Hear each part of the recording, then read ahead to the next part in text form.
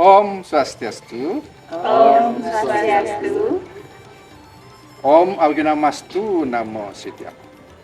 Om Anubhadrah Kartawayantu Viswata. Om Sidirastu Tatastu Astu Swaha.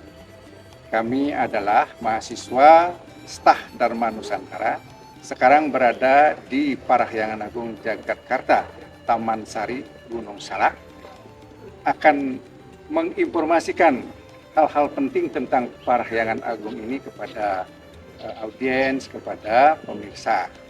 Kami sekarang berkumpul di sini untuk memenuhi tugas yang harus kami selesaikan bersama untuk kelompok kali ini. Selanjutnya akan kami susun beberapa kegiatan yang nanti akan kami tampilkan berikut ini.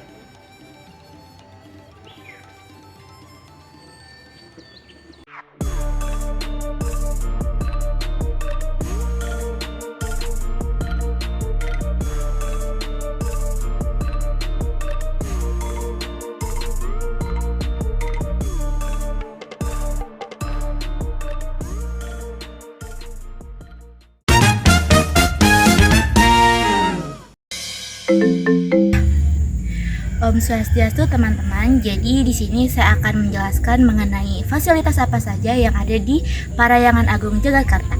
Yuk simak videonya. Fasilitas dari Pura Gunung Salak ini dimulai dengan fasilitas parkir seluas 1 hektar dengan struktur lantai beton. Dengan parkir yang luas, tentunya akan bisa menampung ratusan kendaraan, penumpang bahkan bus. Selain area parkir ini, jika acara besar bisa juga memanfaatkan jalanan sepanjang 3-4 km dari Pura. Pura Gunung Salak juga dilengkapi dengan toilet yang jumlahnya cukup banyak. Toilet ini dipisahkan menjadi 2 untuk perempuan dan untuk laki-laki. Toilet ini juga sering digunakan untuk pergantian pakaian. Untuk umat sedharma yang kebetulan datang dari jauh, tidak saja untuk toilet juga ada fasilitas untuk mandi dengan sumber air di gunung yang alami. Pura juga memiliki area dapur yang cukup besar, bahkan pada saat ada yatnya Puja Wali bisa melayani ribuan umat yang tangkil di pura ini. Fasilitas Pura Gunung Salak lainnya adalah tempat penginapan atau pasandekan, fasilitas pasraman bagi mereka yang datang dari jauh dan membutuhkan tempat tidur untuk bermalam dan untuk mekemih. Sudah ada fasilitasnya di pura ini. Mungkin bisa teman-teman lihat secara langsung ya. Saya akan menjelaskan secara singkat mengenai patung Dewa Ganesa di Pura Parahyangan Agung Jagatkarta. Patung Ganesa ini di Pura Parahyangan Agung Jagatkarta diberi nama Sri Ganesa Abaya Mudra, yang memiliki arti sesuatu yang dianugerahi untuk menenangkan. Ganesa berasal dari kata Sansekerta, Gana dan Isa. Gana yang diartikan sebagai sekelompok dewa yang rendah dan Isa adalah Tuan. Dalam agama Hindu, nama Ganesa memiliki makna yang berkaitan erat dengan dewa kebijaksanaan dan dewa keberuntungan. Dan memiliki ukuran tinggi 3,5 meter dengan bobot kurang lebih 22 ton. Dengan posisi duduk, dan dapat dilihat bahwa patung Ganesa memiliki kepala berbentuk kepala hewan yaitu gajah, mulut yang lebar, dan hal ini melambangkan kebijaksanaan, pemahaman, dan kecerdasan. Kecerdasan yang harus dimiliki seseorang untuk mendapatkan kesempurnaan dalam menjalankan kehidupan. Mata yang redup melambangkan sebagai manusia harus mempunyai konsentrasi dalam kehidupan. Telinga yang besar melambangkan setiap insan kehidupan memiliki kemampuan yang baik untuk bisa mendengarkan orang lain dan menciptakan ide terbaru. Patung Dewa Ganesa ini memiliki 2 taring atau gading, namun bagian kirinya patah. Sebelah kanan menggambarkan kebijaksanaan yang dimiliki dan taring kiri yang rusak digunakan untuk menulis ilmu pengetahuan yang selalu mengalir dan tidak ada habisnya. Belalai yang menjulur panjang dan masuk ke dalam mangkuk memiliki makna untuk menyerap ilmu yang seakan-akan tidak ada habisnya. Badan manusia dengan bentuk perut yang buncit Hal ini menyimbolkan hati yang sama, halnya dengan manusia memiliki kebaikan dan berserah diri dalam menghadapi semua hal. Om Swastiastu, saya akan mengenalkan Pura Dalempet yang berada di Pura Gunung Salak. Beberapa petunjuk yang menyebutkan pura itu pada awalnya bernama Pura Dalem.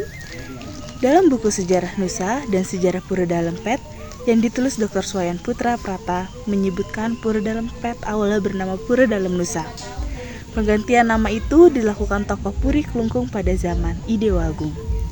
Penggantian nama itu setelah Ida Pedanda Abian Semal bersama pepatih dan pengikutnya secara beriringan atau mapet datang ke Nusa dengan maksud menyaksikan langsung kebenaran informasi atas keberadaan 3 tapel yang sakti di Pura Dalem Nusa. Mengarah ke baratnya lagi, ada pura utama yakni penataran Ratu Gede Mas Mecaling sebagai simbol kesaktian penguasa Nusa pada zamannya. Di sebelah timurnya ada lagi pelebaan Ratu Mas. Terakhir di Jaba Tengah ada Balai Agung yang merupakan linggih Betara-Betara pada waktu Musabel.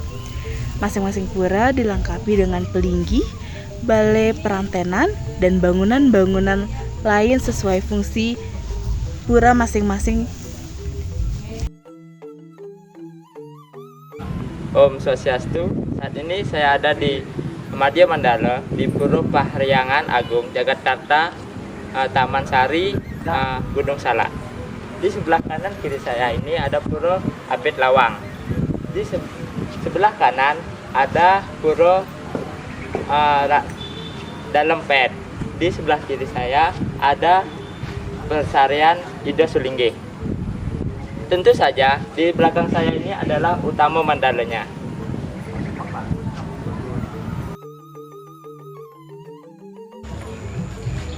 Di belakang saya ini adalah pelinggih Padma Sana Agung di Parahyangan Agung Jagatkarta Taman Sari Gunung Salak.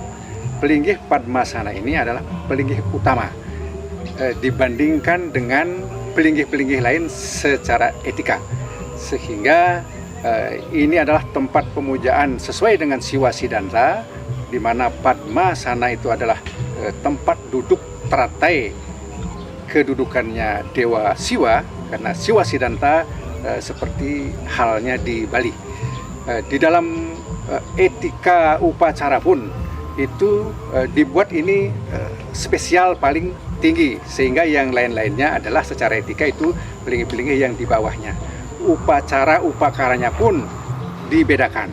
Ini yang paling tinggi, kemudian yang lainnya mengikuti secara etika di bawahnya. Jadi ini merupakan sekali lagi pelinggih yang utama di Parahyangan Agung Jagatkarta.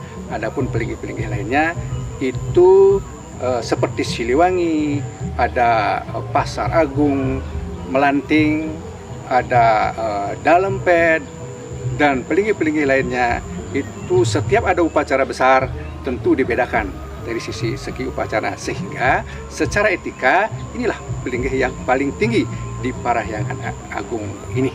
Demikian yang bisa saya sampaikan.